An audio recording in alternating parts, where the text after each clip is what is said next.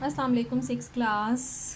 हाँ जी, आज आप हमने क्या पढ़ना है? लॉन्ग क्वेश्चन नंबर 2, यूनिट 8 का लॉन्ग क्वेश्चन नंबर 2 हम स्टार्ट करेंगे। क्वेश्चन देखें। Describe at least their renewable sources of energy. Renewable sources of energy यानी कि एनर्जी के ऐसे ज़राए जिनको बार बार हम रिन्यू कर सकते हैं, नया बना सकते हैं, दोबारा से उसको बना सककर इस्तेमाल में लाया जा सके।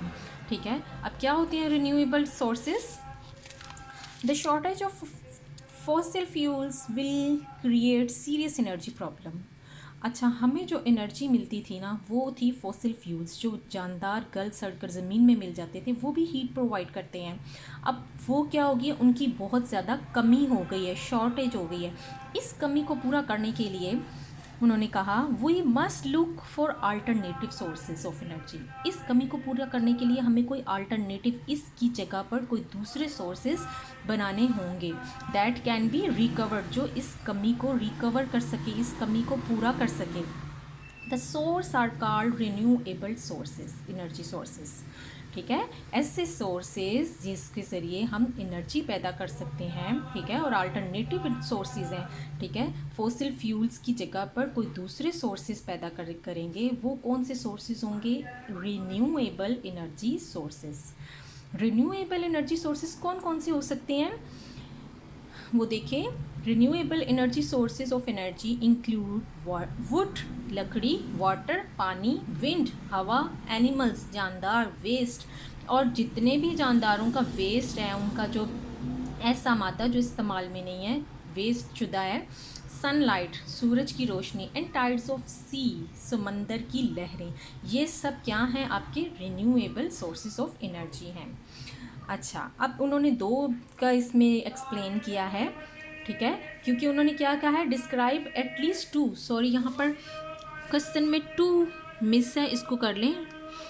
Describe at least 2 renewable sources. ठीक है, अब वो 2 रिन्यूएबल सोर्सेज कौन कौन से हम डिस्क्राइब करेंगे? Wind energy and solar energy. Wind energy क्या है? विंड हैज़ काइनेटिक, आपको पता है हर हरकत करती हुई चीज़ के पास कौन सी एनर्जी है? काइनेटिक एनर्जी है।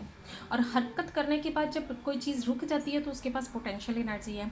अब विंड क्या है? हवा, चलती हुई हवा, उसमें कौन सी एनर्जी है? Kinetic energy. Wind has kinetic energy. अब विंड मिल्स भी बनाई जाती हैं। ठीक है, विंड मिल्स भी बनाई जाती हैं। इज़ अ मशीन, ऐसी मशीन्स विच हैज़ ब्लेड्स, उसके अंदर ब्लेड्स होते हैं जो हवा से चलते हैं, चलती हुई हवा से वो ब्लेड्स क्या करते हैं? रिवॉल्व होते हैं। These blades move by the energy of wind. क्या करते हैं? ये एनर्जी ऑफ विंड के ज़रिए मूव होते हैं। ठीक हो गया, ये ब्लेड कैसे मूव होते हैं? हवा के ज़रिए, विंड के ज़रिए। इन रिसेंट ईयर्स, कहते हैं कुछ ही सालों में, a wind mill is being used to produce electricity. अब विंड मिल्स के ज़रिए इलेक्ट्रिसिटी भी बनाई जा रही है। ठीक है, अब विंड फॉर्म, जहाँ पर कितने विंड मिल्स हैं? 100 विंड मिल्स हो, उसको फॉर्म कहते हैं। Is use to generate electricity in greater amount. ठीक है, तो वहाँ पर बहुत ज़्यादा अमाउंट में क्या जनरेट की जा रही है? इलेक्ट्रिसिटी जनरेट की जा रही है। ठीक है, विंड एनर्जी के सोर्सेज का आपको पता चल गया। इसका सबसे जो मेन है, जो जिससे ग्रेटर अमाउंट में हमें इलेक्ट्रिसिटी मिल रही है। नेक्स्ट देखिए सोलर एनर्जी। सोलर एनर्जी क्या है? जो सूरज से रोशनी आ रही है वो क्या है? Solar energy. The sun is the ultimate source of energy. कि सन जो है वो भी आपके पास क्या है? Ultimate source of energy on earth, हमारी ज़मीन पर। The energy coming from the sun is called solar energy. वो एनर्जी जो सूरज से हासिल हो रही है उसे कह रहे हैं सोलर एनर्जी।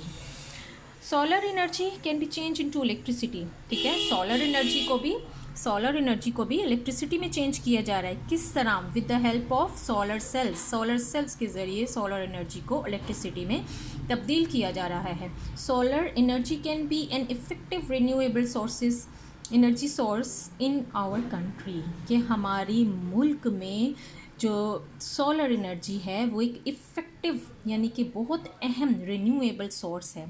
ठीक है, जिसके ज़रिए हमें इलेक्ट्रिसिटी मिल रही है, एनर्जी मिल रही है सूरज के ज़रिए।